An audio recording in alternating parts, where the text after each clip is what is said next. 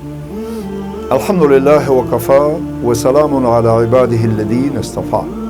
در حمد صلات و سلام رسته د اسلامي نړۍ اوسنی سیاسي وضع په 19 او 20 میلادي پیړۍ کې زیاتره اسلامي هیوادونو د استعمار تر پنجو لاندې شپې ورځې سبا کولې، مګر اوس مهال ټول اسلامي هیوادونه د استعمار د مباشر ښکیلاک څخه آزاد. البته تر ازادۍ وروسته د دوی مزدوران دلته حاکم دي.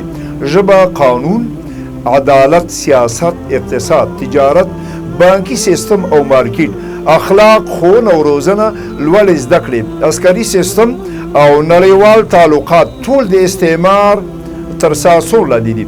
د ځینو هیوادونو د وسلوال فوز لګښت لوی استعماري زبرځواکونه ورکوي.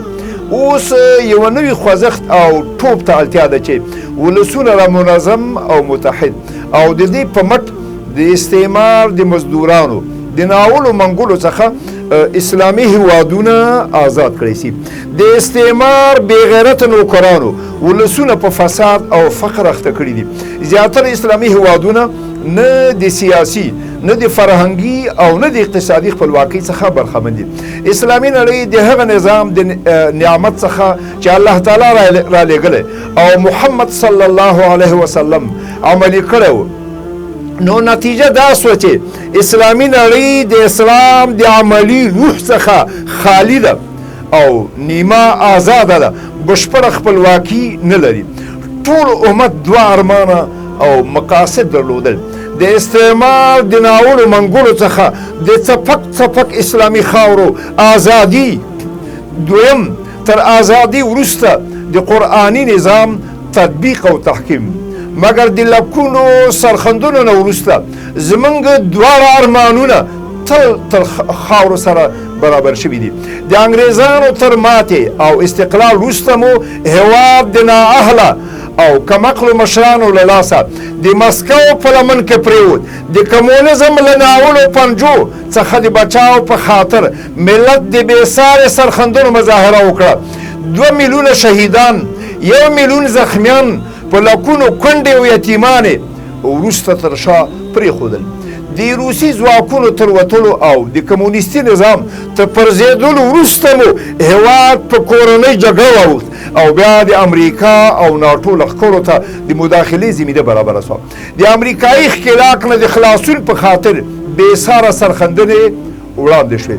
په نتیجه کې امریکایي لښکرې له هېواده په ډېرې بېشرمۍ شاګرد شوې چې اوسني واکمنان په ډېره ستره ابتلا او ازمیښت کې قرار لري.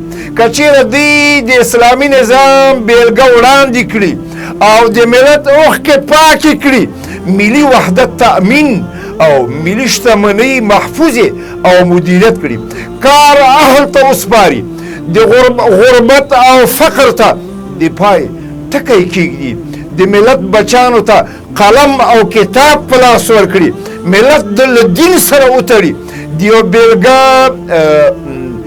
دولت اډانه جوړه کړي، اساسي قانون ولري چې د شورا اصل پکې مراعات شي، ازادي تامین شي، ښه حکومتولي قائمه سي، په دې توګه چې د دوی مصیبت ملت ځان ته مصیبت وګڼي.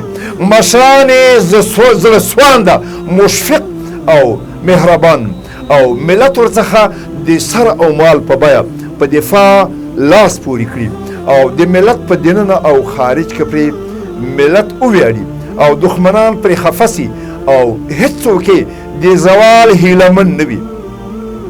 د قیادت او سیاسي مشرتابه په لار کې موږ ته نبوت او راشده خلافت د یو متمدن دولت بیلګه ده چې په 3 وچو آسیا، افریقا او نیمې اروپا یې د اقتدار جنډه راپېده. داسې مثالي اداره نه چا لیدلې وه او نه به یې په سترګو وګوري. هلته چې ابو موسی اشعري او معاذ بن جبل رسول الله مبارک یمن ته د والیانو په توګه لېږلي وو. دواړو ته یې توصیه دا وه چې له خلکو سره له اسانتیا څخه کار واخلي او له خلکو سره سختي مه کوئ، خلکو ته د خوشحالۍ زیری ورکړئ او له ځانه یې متنفر مه ګرځوئ. اوس مهال د نړۍ پرمختللي او وروسته پاتې دولتونه د اداري فساد څخه رنځ وړي. اهمال، رشوت، بډې اخیستل، د وخت ضایع کول او په همدې توګه له مراجعینو سره بد تعامل، د خلکو کړول او تکلیفول، مراجعینو ته سپکې سپورې د خلکو په کارونو کې خنډ او زن اچول او داسې نورې ځانګړنې دي.